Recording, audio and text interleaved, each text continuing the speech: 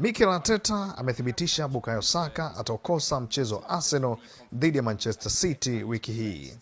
Meneja wa Arsenal Mikel Arteta amethibitisha kuwa winga Bukayo Saka atakosa mchezo muhimu wa ligi kuu England dhidi ya Manchester City utakaopigwa weekend hii.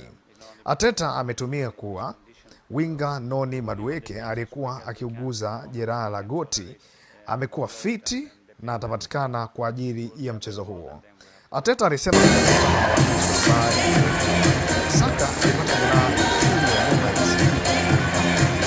wakati wa mchezo finali na kombe la Carabao ya Manchester City na Arsenal ilipoteza kwa mabao mawili na hilo lilikuwa likimsumbua mara kwa mara na likimfanya aondolewe kwenye kikosi cha timu ya taifa ya England.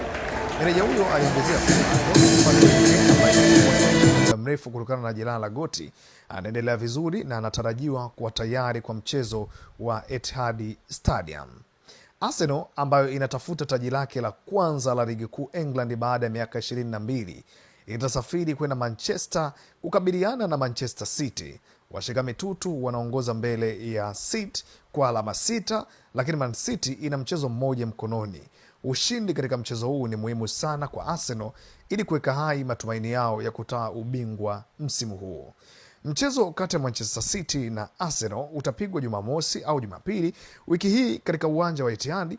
Arsenal inahitaji angalau pointi 4 kutoka katika mechi zake zilizosalia ili kuhakikisha inashika nafasi ya kwanza hadi mwisho wa msimu.